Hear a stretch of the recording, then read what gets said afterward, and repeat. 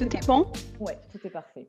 Bon, bah, Rimem Tiba, écosystème Démoclès, je suis la coordinatrice de la plateforme. Donc enchantée. Donc vous allez nous parler de ce fameux diag. Vous avez mis des choses en place au sein de Démoclès. Est-ce que pouvez nous présenter Démoclès en quelques mots? Ça permet d'avancer sur la slide.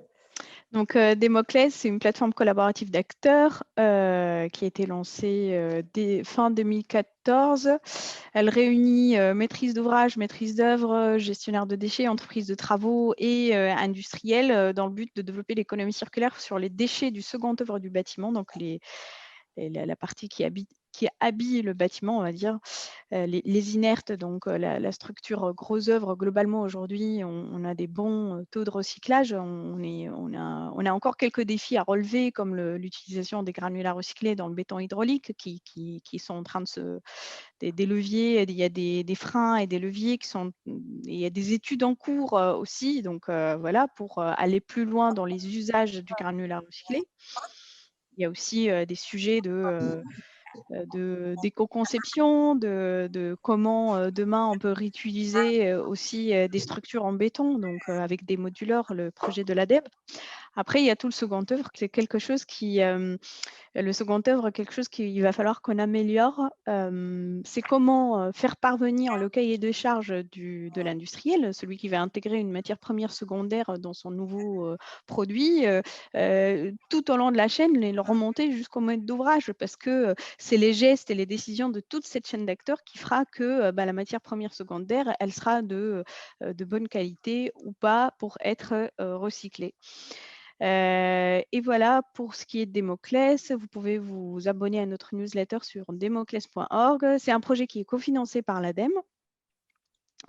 Et écosystème, parce que nous, on a des équipements électriques et électroniques dans le bâtiment, des équipements électriques et électroniques professionnels notamment, hein. On ne parle pas uniquement de la partie ménager qui, elle, suit on va dire le ménage quand il se déplace. Là, on parle de ce qui reste dans le bâtiment, les systèmes de climatisation, les systèmes de chauffage, de sécurité et tout autre équipement électrique et électronique qui sont liés au bâtiment et qui se retrouvent encore là au moment de la démolition et de la réhabilitation. Gisement très important pour nous, et comme toutes les autres filières, c'est dans cette phase de démol-réhab qu'on a du mal à collecter ces déchets. Alors, le cadre réglementaire, pour rappeler qu'il y a une obligation de réaliser un diagnostic déchets qui a été introduite par un décret qui date du 31 mai 2011, avec un arrêté d'application qui date de décembre 2011. Qu'est-ce que nous dit ce texte? Que le maître d'ouvrage a une obligation de réaliser un diagnostic pour les opérations de démolition. Il doit être réalisé avant l'opération de démolition et avant le dépôt du permis de démolir, si l'opération y est soumise, hein, le permis de démolir n'étant pas une obligation partout sur le territoire, ou bien préalablement à l'acceptation des devis et à la passation des marchés relatifs aux travaux de démolition. Dans les autres cas, forcément, hein, le diagnostic déchets est supposé donner des informations à l'entreprise de travaux pour répondre à la demande du maître d'ouvrage, et donc on doit lui donner un minimum d'informations sur la projection du bâtiment sous forme de déchets. Les catégories de bâtiments concernés dans ce texte-là, c'était les bâtiments destinés à la démolition de plus de 1000 m² ou ayant servi à stocker des substances dangereuses. Voilà, après, avec une précision dans ce texte-là de ce qu'est une démolition, et donc une obligation de transmission de ce document diagnostic à toute personne qui doit réaliser les travaux. Dans la slide suivante, donc, à l'issue donc, des travaux, le maître d'ouvrage, donc, il doit faire un formulaire de récolement. En quelque sorte, c'est au final, par rapport à ces projections de diagnostic et au vu de comment s'est passé le chantier, de faire une restitution chiffrée de comment finalement ont été gérés ces déchets. Et donc, l'arrêté du 19, sur une plateforme qui a été mise en place à l'époque par l'ADEME, c'est Diagadem. Et donc, en fait, Bon, aujourd'hui, on estime qu'il n'y a que 5% des opérations qui ont fait l'objet de diagnostic déchets qui ont déclaré ce fameux formulaire, hein, il y a tout un travail de porter à connaissance, de faire savoir au maître d'ouvrage, à la maîtrise d'œuvre, qu'il faut déclarer ces formulaires de recollement sur une plateforme qui n'a pas, voilà, n'a pas vraiment abouti à des résultats satisfaisants. Alors je me Euh, permets, Anne, on voit pas le bon écran. Excusez-moi, mais ah, décidément, on a dit d'accord. qu'il fallait Moi, je s'adapter en continue 2021. ma Continuez, narration c'est entre-temps, parce parfait. que le temps file. L'arrêté du 19 décembre 2011 précise la méthodologie que doit suivre le diagnostiqueur et précise également les livrables du diagnostic, dont vous avez donc la liste à l'écran. Passe cet écran-là, donc c'est la page 5. Des informations administratives et descriptives relatives à l'opération et au bâtiment, l'inventaire détaillé, quantifié et localisé issu du repérage sur site, l'estimation de la nature donc quantitative des matériaux et la liste indicative des filières de collecte, regroupement, tri, valorisation, élimination, etc. Donc,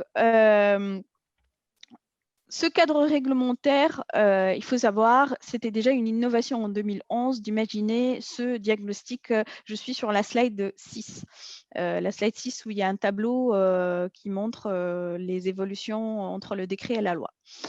Donc, je disais, ce cadre, c'était déjà une innovation en 2011 d'envisager de faire ce fameux diagnostic pour une certaine typologie de bâtiments. Mais bon, les raisons pour lesquelles on l'a mis en place initialement, c'était que les pouvoirs publics, l'ADEME, avaient besoin d'améliorer la connaissance en matière de ratio, de quantité de déchets produits sur ces opérations de démol réhab.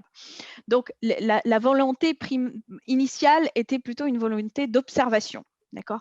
Au fil du temps, pour ceux qui ont bien réalisé le diagnostic, qui se sont appropriés l'exercice, ils se sont rendus compte que c'est surtout aussi un super bon outil d'anticipation de la gestion des déchets sur les chantiers.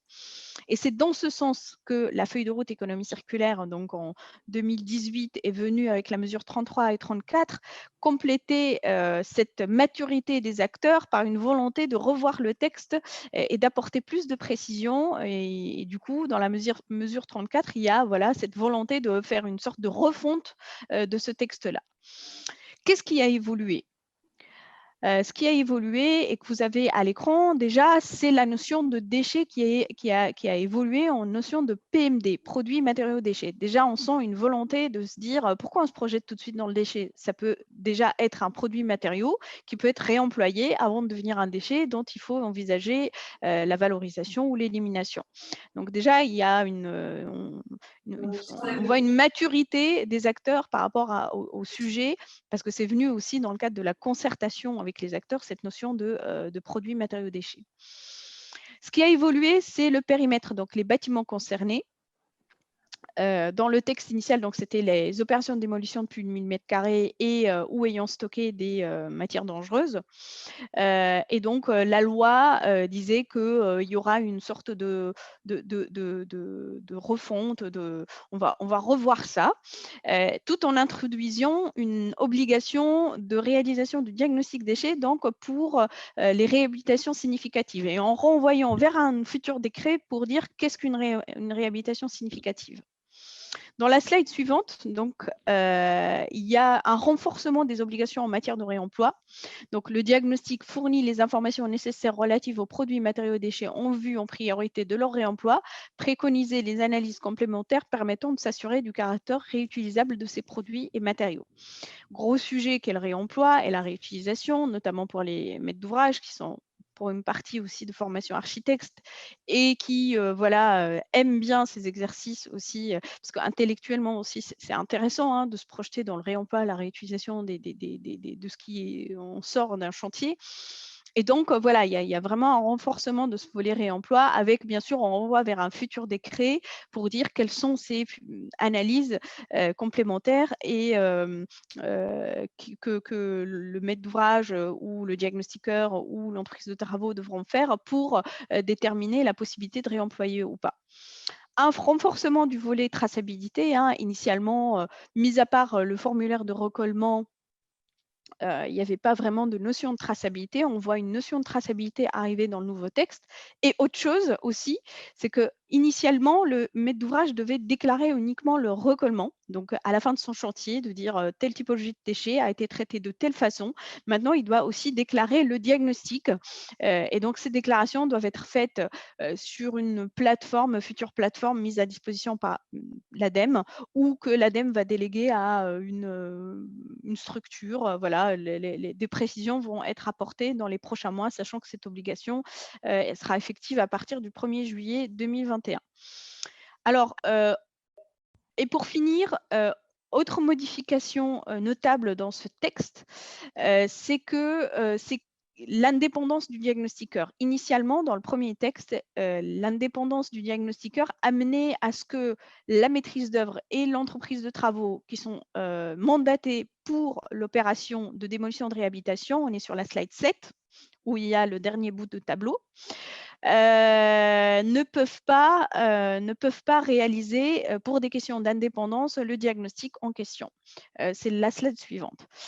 Et donc, le petit texte qui est en dessous. Et donc, maintenant, on voit avec ce qui est écrit en gras, c'est il y a une indépendance qui est maintenue vis-à-vis des entreprises pouvant effectuer tout ou partie des travaux de démolition-réhabilitation qui soient de nature à porter atteinte à son impartialité et à son indépendance. Que nous dit le texte? Il dit que désormais, la maîtrise d'œuvre peut faire le diagnostic pour l'opération pour laquelle elle est mandatée pour assurer la maîtrise d'œuvre en termes de soit de démolition, soit de réhabilitation. Ce qui est bien, c'est que le maître d'œuvre qui, lui, va préconiser du réemploi, va préconiser de la valorisation, va préconiser des gestes de dépose de telle ou telle façon, va pouvoir les suivre. Mais attention, il y a tout un marché aussi de diagnostiqueurs indépendants, territorialisés, qui connaissent très bien les réseaux de réemploi locaux, qui connaissent très bien les filières de valorisation, qui sont très sachants sur leur sujet et il faut pas aussi exclure demain de ce marché des diagnostics PMD.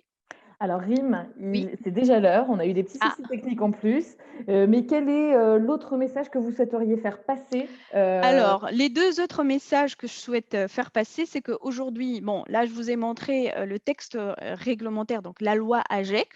Aujourd'hui, il y a un texte de décret qui a été mis en consultation entre novembre et décembre, et qui apporte déjà des réponses et des précisions pour dire, par exemple, les 1000 mètres carrés, finalement, ils ont été retenus, mais c'est la notion de démolition, sur quoi elle porte, qui a été précisée. On n'est plus sur la surface hors œuvre brute, mais on est sur l'ensemble des bâtiments d'une même opération pour que les opérations où on a plusieurs bâtiments et du coup on pourrait échapper à l'obligation de diagnostic parce que chaque bâtiment fait 100 mètres carrés, bah, au final c'est on va dire la somme de ces opérations qui fait qu'on tombe sous l'obligation du diagnostic déchet.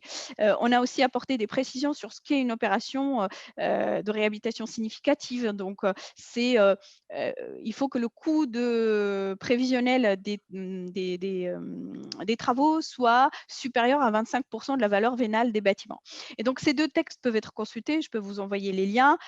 Dans la présentation, j'ai mis 3 focus. Donc, il y avait aussi le focus sur la modalité de publicité, hein. Ce qu'on souhaite, c'est que le diagnostic, demain, on puisse le partager avec les acteurs qui potentiellement pourraient être intéressés par ces gisements. Donc, vous avez les modalités. Et aussi, gros sujet pour tous les acteurs qui faisaient consensus, c'était les compétences du diagnostiqueur, avec une attente forte quand même de la part des acteurs pour renforcer, on va dire, le volet compétences du diagnostiqueur. Finalement, un texte un peu plus modeste, il apporte des précisions sur c'est quoi ces compétences, mais ne va pas assez loin en tous les cas, ne va pas assez loin sur comment conditionner le diagnostiqueur à un ensemble de formations et de compétences. Et pour finir, l'autre chose sur laquelle je souhaiterais m'attarder aussi, c'est la notion de diagnostic ressources. On mène en ce moment un appel à projet 50 mètres d'ouvrage exemplaire. On fait beaucoup de pédagogie pour expliquer que le diagnostic PMD, c'est un diagnostic réglementaire.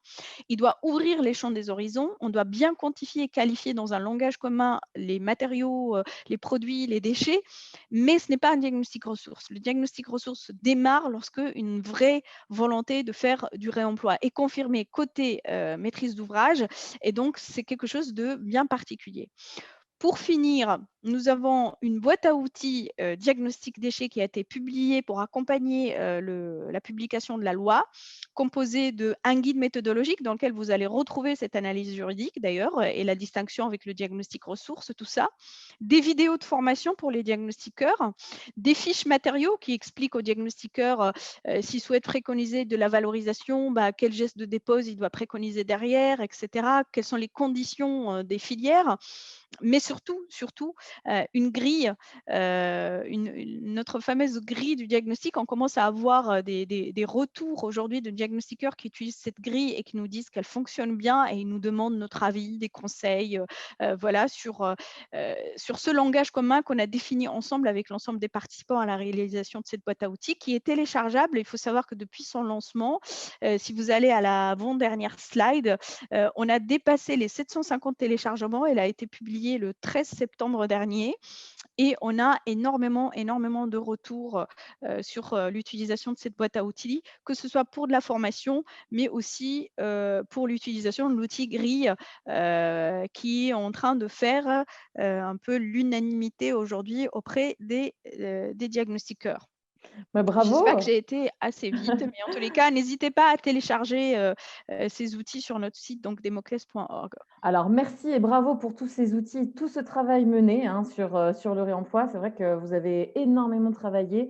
Moi, je vous invite, on a eu des petits soucis de présentation, les slides vous seront adressés. Il y avait énormément de contenu sur les slides de RIM, donc enfin voilà, prenez le temps de lire, surtout que là, ça a été un peu, chaotique pour les appréhender ces slides. Pas de souci. Merci beaucoup RIM. Donc Olivier, c'est à vous. Olivier Ponty, en plus là, c'est impeccable. Je crois que le PowerPoint, ça y est, on a trouvé sa vitesse de croisière, donc ça devrait être parfait. Olivier Ponty, dirigeant d'Ambiante et puis président du FEDEREC. Il va nous expliquer ça tout de suite. Ouais. Olivier.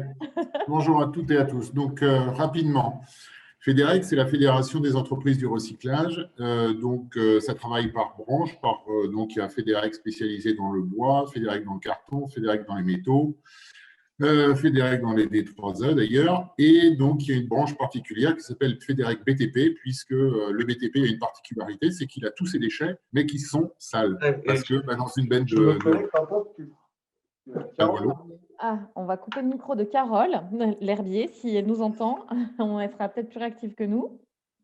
Donc, ce que je disais, ouais, c'est que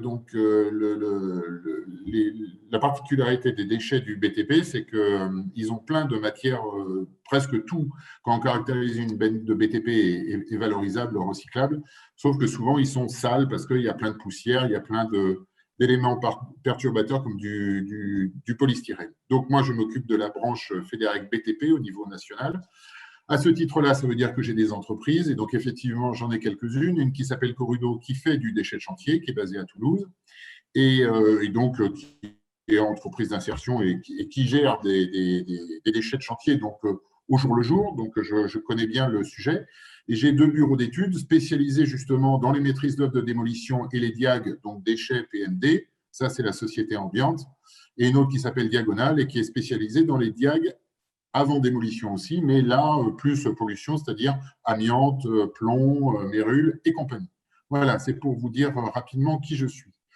Donc, pour prendre la suite de RIM, on m'a demandé de vous parler effectivement des formations. Donc, comme l'a dit RIM, le gros déficit du DIAG, ça a été qu'ils n'étaient pas forcément de qualité parce que tout le monde pouvait un petit peu en faire. Bon, il fallait avoir quand même une structure qui soit assurée, mais les gens ne faisaient pas forcément des DIAG de qualité. Donc, il y a eu une forte prise de conscience que les diagnostiqueurs devaient être beaucoup plus formés. Donc, il y a ce qu'a lancé effectivement Démoclès avec cette sensibilisation et ce guide, cette boîte à outils, et FEDEREC, associé au CEDRE, qui est le syndicat des entreprises de démolition, a participé à un AMI pour se rendre compte qu'on pouvait proposer, je reviendrai sur l'AMI après, une formation certifiante. Pourquoi? Donc, effectivement, les besoins qui ont été constatés, c'est qu'il y avait des compétences qui étaient élevées, très diverses, parce que un diagnostiqueur, il doit à la fois savoir ce que c'est qu'un déchet, comment est construit le bâtiment, de la logistique, de l'économique. La nécessité, c'est que, comme on l'a dit précédemment, effectivement, le texte va passer en juin, donc ça veut dire que dès septembre, il faut des personnes formées, efficaces pour faire ces nouveaux diag PMD. Il y en a, mais rien ne sera formalisé. La nécessité aussi d'un changement radical, parce que le diag déchets, qui a été donc créé en 2011-2012, il n'y en a que 5 à 10% qui étaient réalisés. Donc, il faut vraiment qu'il y ait un électrochoc pour que les gens, hormis la loi, parce que le diag déchets était déjà obligatoire réglementairement, là, il va falloir vraiment que tous les maîtres d'ouvrage aient envie de le faire. Donc, pour le réaliser, il faut un changement radical dans la qualité des livrables du diag pour que justement cette envie arrive. Et donc, justement, cette nécessité d'efficacité du diag PMD, qui doit être le point de départ, comme l'a dit RIM, de la démarche d'économie circulaire en démolition, puisque c'est à partir du diag PMD bien fait qu'un maître d'ouvrage pourra continuer son travail sur l'économie circulaire. Bien, ensuite, ça c'était pour les besoins. Donc les différentes réponses qui peuvent être, avant d'arriver au planning, les différentes réponses qu'il peut y avoir, c'est qu'effectivement, le métier a été reconnu comme un métier émergent. Une AMI a été faite par France Compétences pour dire, on va créer ce métier émergent. Ça sert à quoi une AMI par France Compétences? Ça veut dire qu'une formation qui normalement prend 2 à 3 ans à devenir efficace, là, en 6 mois, donc dès septembre 2021, elle va pouvoir permettre à des OPCO de se positionner et de réaliser, suivant ce cahier des charges, de former des diagnostiqueurs qui, dès septembre 2021, pourront être compétents d'une manière reconnue, certifiée. Donc, FEDEREC et le CEDRE ont proposé ça et ça a été reconnu officiellement fin décembre. Le métier émergent a été reconnu et donc, par rapport au référentiel que l'on avait créé entre FEDEREC et le CEDRE, pas que, mais disons que ça a été les deux porteurs, un nouvel AMI va être fait dès février qui permettra à des organismes de formation de se positionner et donc dès juin de mettre en place les premières formations et qu'en septembre, les premiers diagnostiqueurs officiellement puissent être… voilà, donc c'est la slide suivante sur le planning. La formation certifiante dans un normal de 2 ans, c'est ce que je disais, et grâce à ça, dès septembre, on pourra avoir émergence, puisque c'est un métier émergent, des premiers diagnostiqueurs certifiés. Ensuite, les enjeux. Donc, effectivement, il y avait à peu près, donc c'est des chiffres qui viennent de l'ADEME, un peu de partout, il y avait à peu près 5 000 chantiers par an éligibles au diag déchets en 2020. Ils vont passer à 10 000 de par l'extension réhabilitation notable. Il y a à peu près 300 diag déchets qui étaient réalisés par an en 2020 et il y a un objectif d'à peu près 3 000 diag PMD réalisés dès 2022. Donc, vous voyez, on est sur des notions de facteur 10. Hein. Il y avait une centaine de diagnostiqueurs déchets en activité en 2020. Alors ça, on peut se dire, ah bon, ah oui, comment finalement, des vrais diagnostiqueurs qui pouvaient signer et qui avaient l'autorisation et qui avaient les assurances, on les dénombre à une centaine, de toute façon, pour réaliser à peu près les 300 qui ont été faits. Le besoin, c'est qu'il va y en avoir pour réaliser les 3000 diag PMD, 10 fois plus.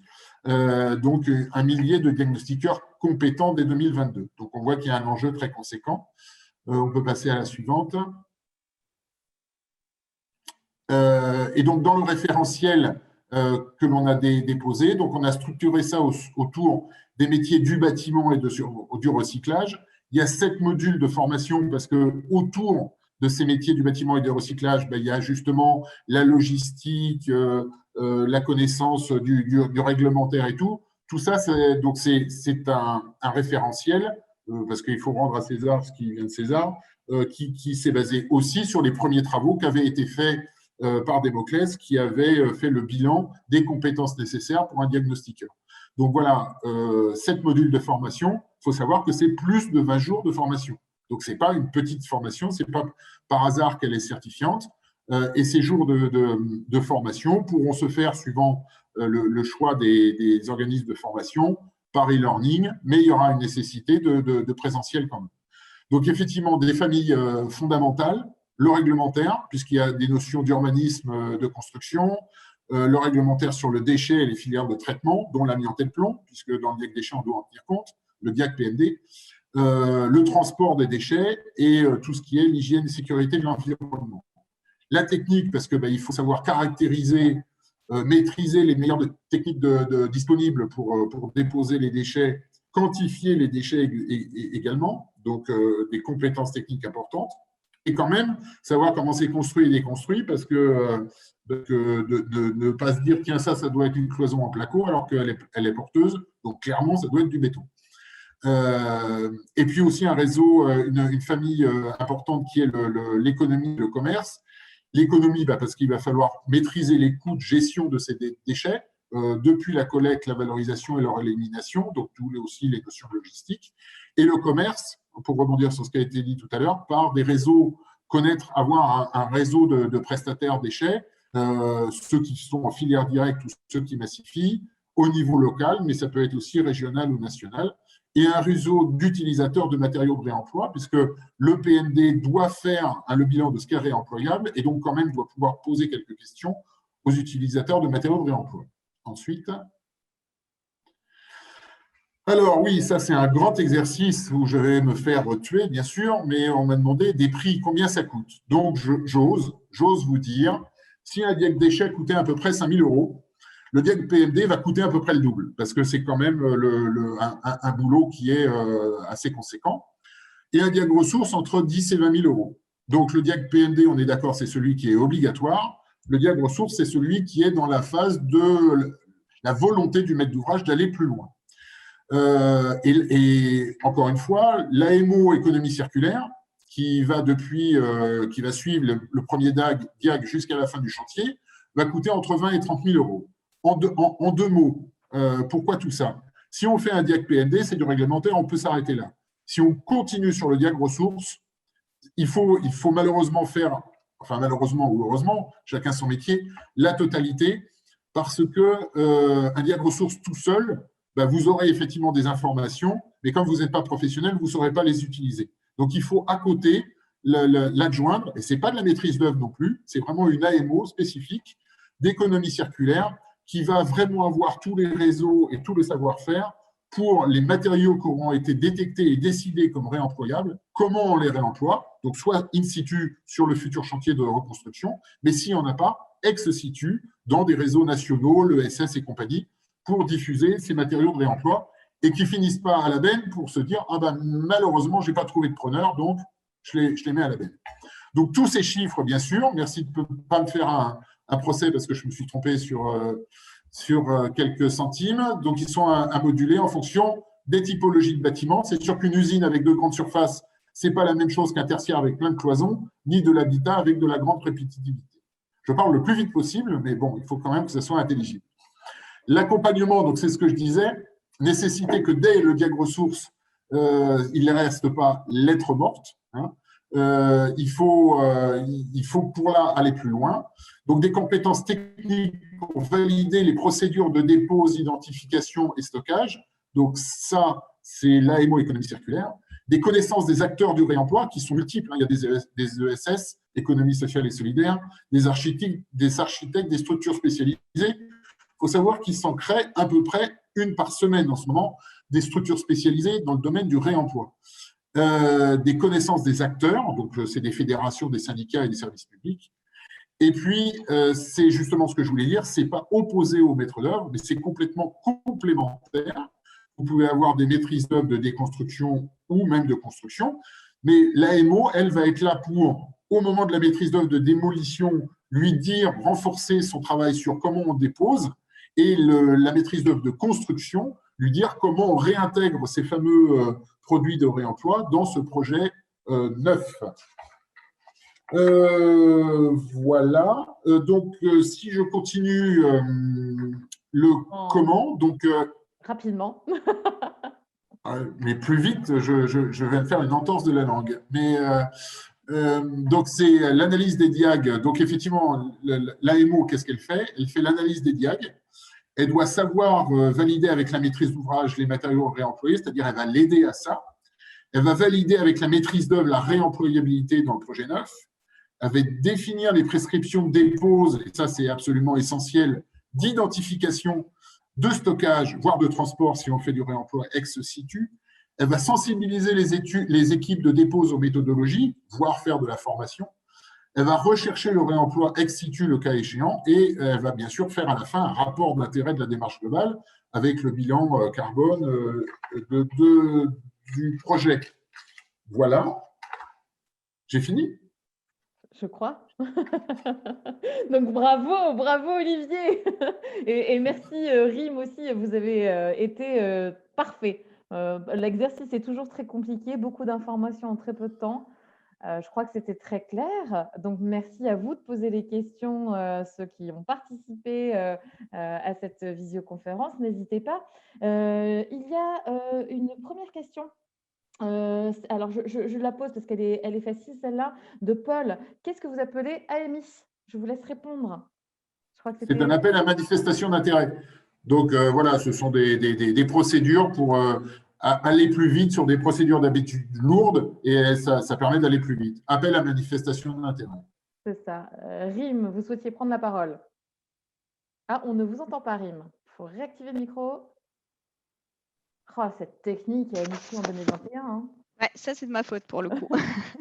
J'avais rangé mon micro. Juste par rapport à la question du coût et pour aller dans le sens d'Olivier, je veux dire, le coût du diagnostic à 5 000 euros déchets, on oublie. Franchement, j'ai envie de dire, celui qui veut faire un diagnostic à 5 000 euros, bon, bien sûr, tout dépend de la superficie, on est d'accord. Hein, un diagnostic sur un bâtiment de 900 mètres carrés où le maître d'ouvrage est volontaire peut très bien coûter moins de 5 000 euros.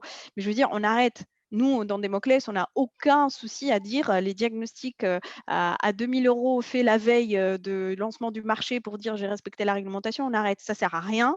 Voilà, un vrai diagnostic déchets, oui. Après, je ne sais pas si c'est 10 000 piles ou un peu plus ou un peu moins. Bien sûr, il y a une question de superficie, de typologie de bâtiment. Mais ça fait partie de cette panoplie de diagnostics pour lesquels le maître d'ouvrage a une obligation réglementaire et en plus, il y a une vraie utilité parce que ça lui permet de bien planifier son chantier et de faire des économies en matière de prévention et gestion des déchets. Je veux dire, aujourd'hui, une vraie dépose sélective avec un envoi des flux vers les bonnes filières, c'est à coût égal et je tiens à signaler qu'on a une filière REP bâtiment qui est en train d'arriver et dans laquelle il y a une reprise gratuite des déchets qui ont bien été triés et donc à faire un bon diagnostic, ça permet de voir la faisabilité de ce que je peux déposer et évacuer en flux séparés depuis mon chantier vers les filières de valorisation existantes et qui vont certainement se consolider avec la REP. Donc les chiffres que présente Olivier ne sont pas déconnants. Par contre, sur la mission AMO, pareil, nous, dans le guide, on préconise aussi fortement que s'il y a une vraie volonté de réemploi, le métier diagnostiqueur et le métier AMO déchets dans le sens voir comment redéployer ces matériaux dans une opération de réemploi. Il y a aussi un peu d'architecte là-dedans, donc aussi c'est un métier de maîtrise d'œuvre derrière. Et oui, ça coûte un peu d'argent, c'est normal. Et les coûts qui ont été présentés ne sont pas du tout déconnants.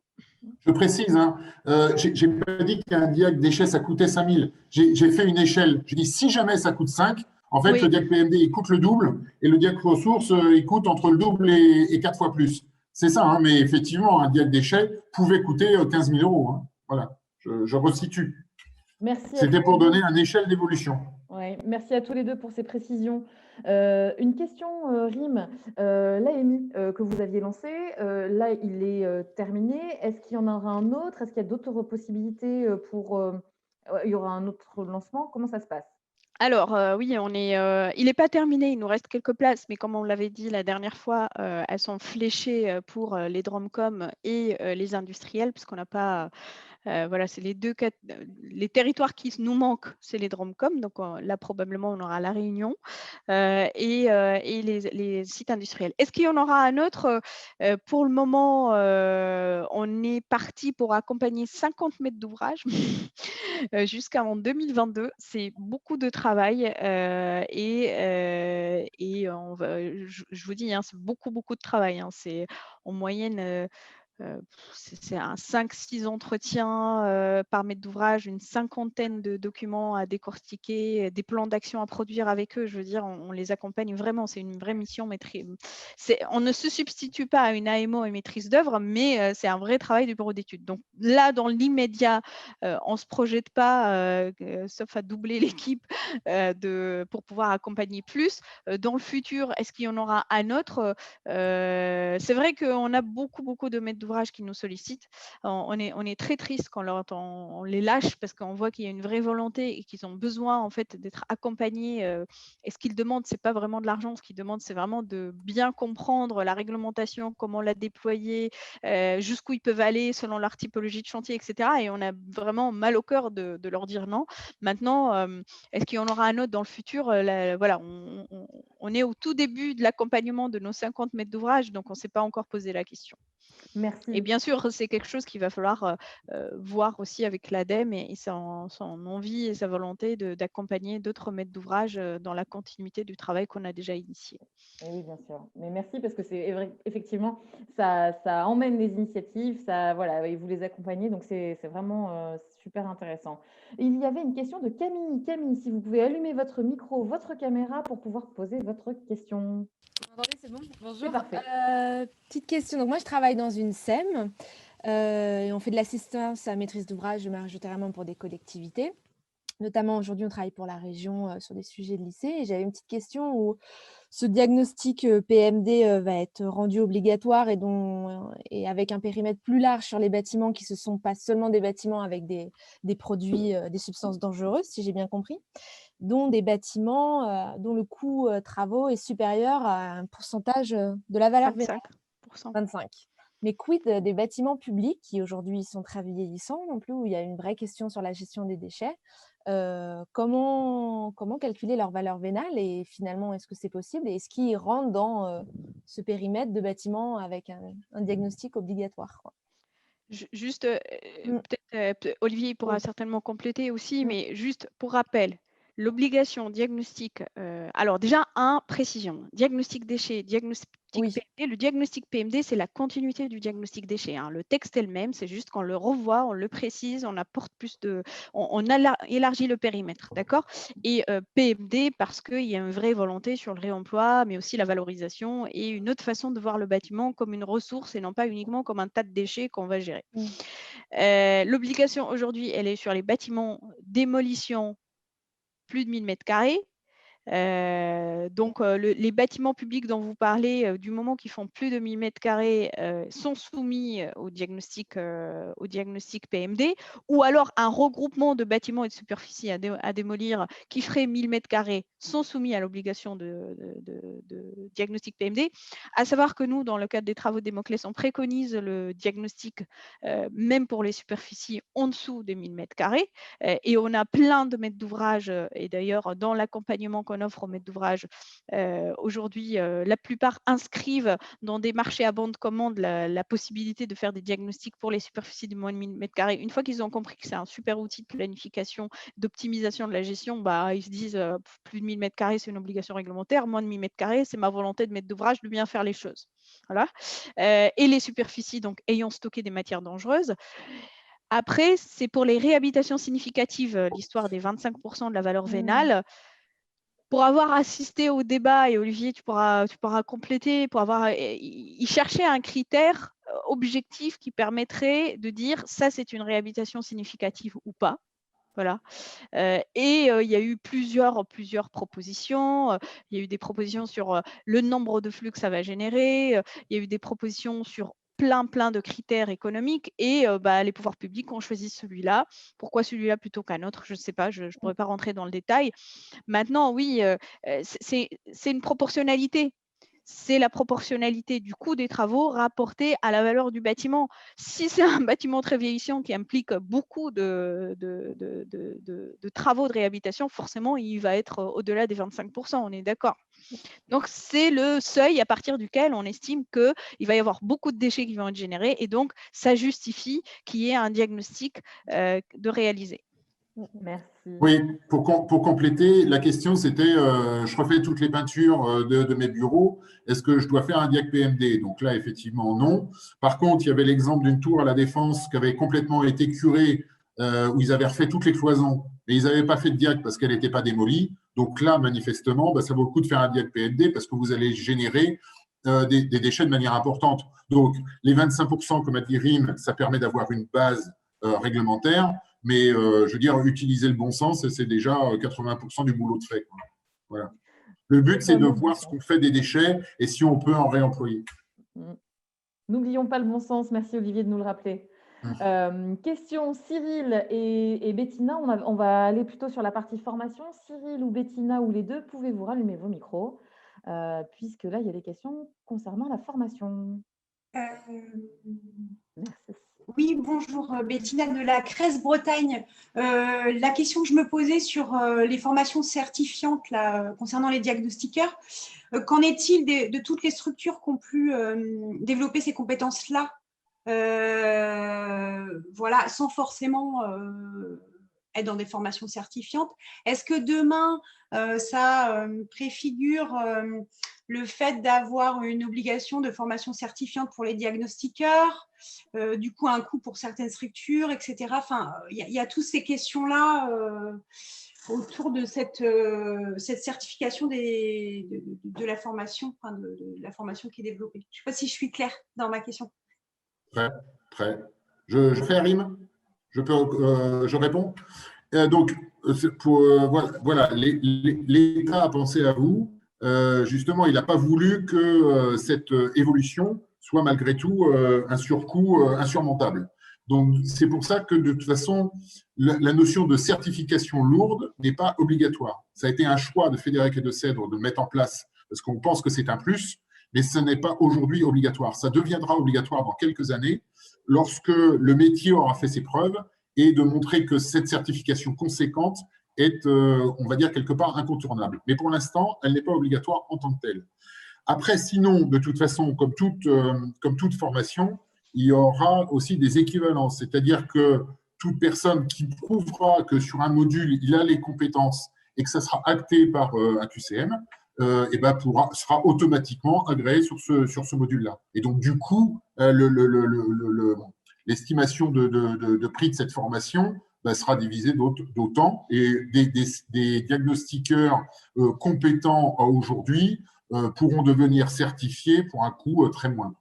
Sachant que comme c'est validé par France Compétences et ça sera inscrit au ANCP, il y a aussi des accords avec les OPCO qui font que les remboursements de cette formation pourront aller jusqu'à 100%.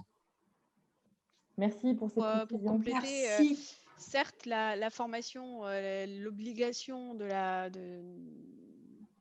on va dire lourde d'une certification n'a pas été actée dans les textes aujourd'hui, mais je pense que c'est surtout une volonté des pouvoirs publics de laisser les acteurs aussi le temps de s'adapter, de se structurer, ouais. Et elle va venir. Donc, il ne faut pas se faire l'économie aujourd'hui pour les petites structures de s'inscrire déjà dans un parcours de formation. Il faut savoir que diagnostiqueur, c'est un métier à part entière. Il est à la frontière entre la construction, le métier de la construction et les métiers de la gestion de déchets. 20 jours de formation, ce n'est pas de trop pour qu'un diagnostiqueur puisse avoir toutes les compétences, en tous les cas, se confronter ses connaissances et ses compétences à une formation. Il ne faut pas s'en faire l'économie et certainement, ça va venir progressivement. C'est toujours comme ça, hein, la loi, elle est progressive, on laisse le temps aux acteurs de…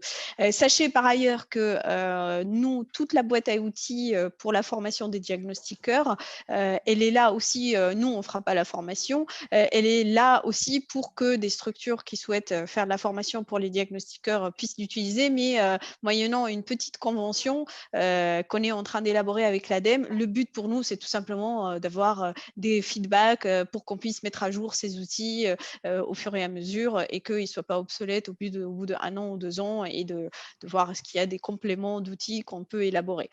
Voilà. Merci pour ces précisions. Alors, avant de passer à la dernière question, je sais qu'il va y avoir quelques frustrations. Si vous avez d'autres questions, mettez-les dans le chat, que ce soit Lorraine, Anne, avec David, avec nos deux animateurs, nos deux présentateurs, nos deux experts d'aujourd'hui. Ils répondront à vos questions et puis ça vous sera envoyé par mail. Vous avez dû le voir, David vous a envoyé un petit questionnaire, donc merci d'y répondre. Ça nous permettra aussi de recentrer les choses sur la continuité des sujets qui peuvent vous intéresser.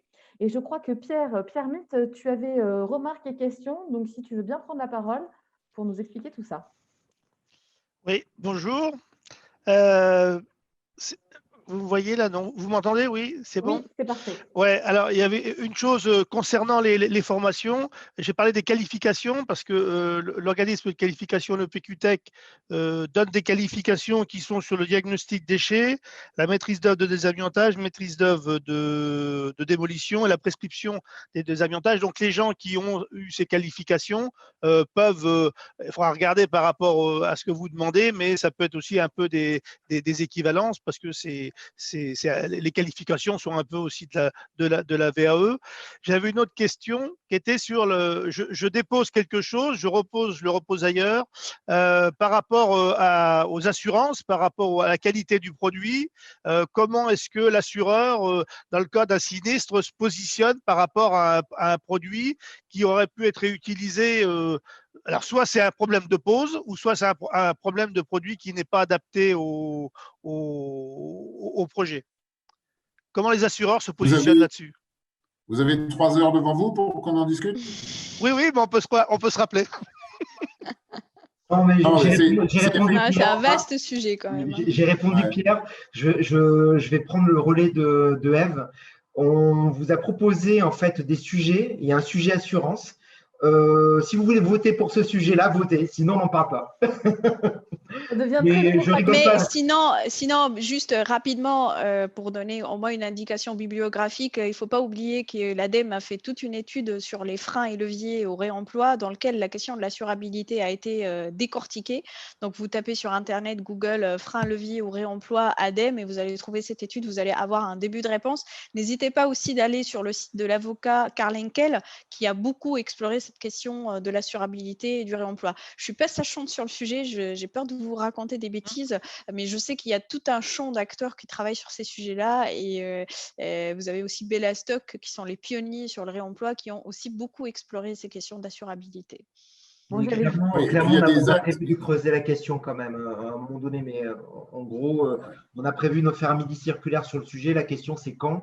Donc, encore une fois, répondez au questionnaire et si c'est une priorité pour vous, ce sera peut-être pas le prochain parce que le prochain sera un retour d'expérience, mais peut-être celui d'après. Allez, moi, je prends une dernière question. Il y a le permis d'expérimenter aussi dans ce sens-là. Ouais. Ce qu'on a fait aussi, c'est de mettre en image le diagnostic déchets et de faire une maquette après avoir fait le diagnostic pour bien positionner les endroits où on avait des choses à récupérer. Merci beaucoup. On a quelques minutes de retard, mais une dernière question. C'est Sylviane Ferron. Est-ce que vous pouvez allumer votre micro et votre caméra? Là, cette question, elle est bien dans ce midi circulaire-là. Mais votez sur le questionnaire de David. Sylviane, je pose votre question ou vous la posez? Parce qu'on n'a plus beaucoup de temps. Allez, je pose la question. À quel moment se fait le PMD dans le déroulement du marché public et quelle relation avec la mission DIAG confiée aux architectes? On y a un petit peu répondu, mais je crois que vous avez besoin de précision. C'est tout. Oui, vas-y, Olivier.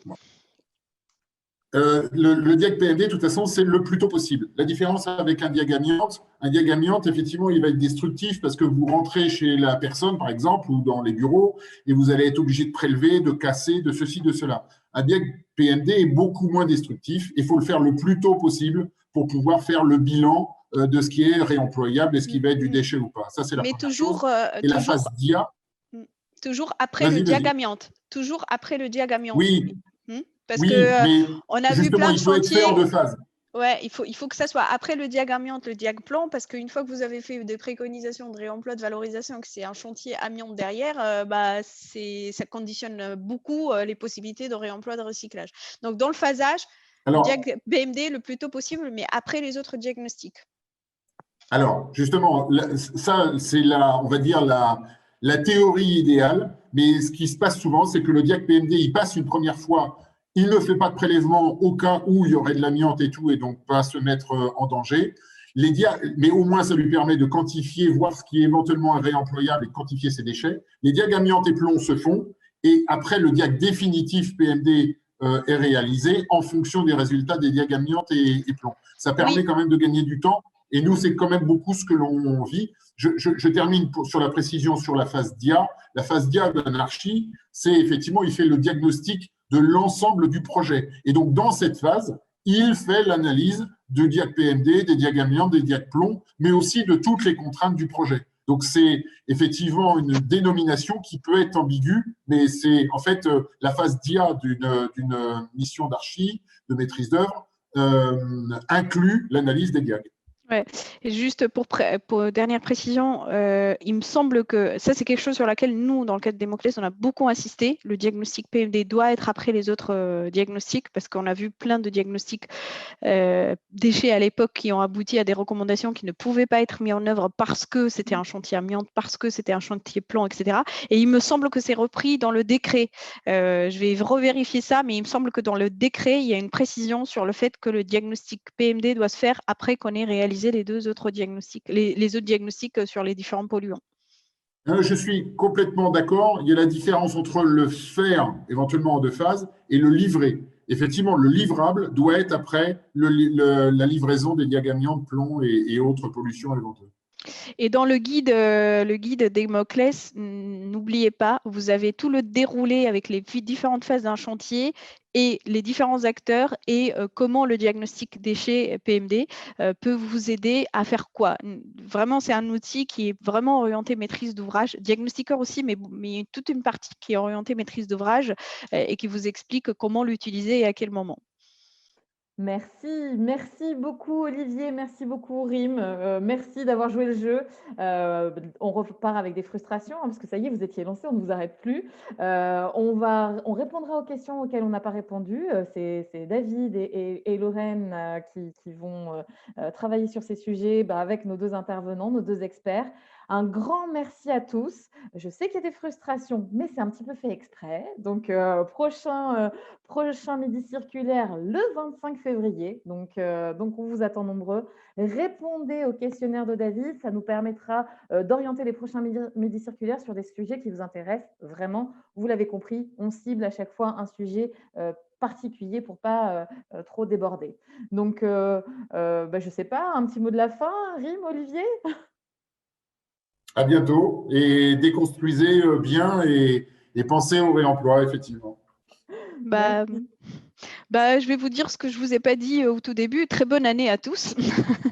et merci de nous avoir invités à participer. C'est une deuxième fois à ces midis très punchy là, de l'économie circulaire. Voilà. Il y en aura plein d'autres. Merci de jouer le jeu, merci de toujours répondre présent. Et je sais que les emplois du temps, les projets, c'est pas facile de tout caler, mais vous le faites à chaque fois, donc c'est super. Merci beaucoup. Et effectivement, comme on l'a dit en début, nos vœux les plus sincères pour cette nouvelle année. Très belle fin de journée. Au revoir. Au revoir.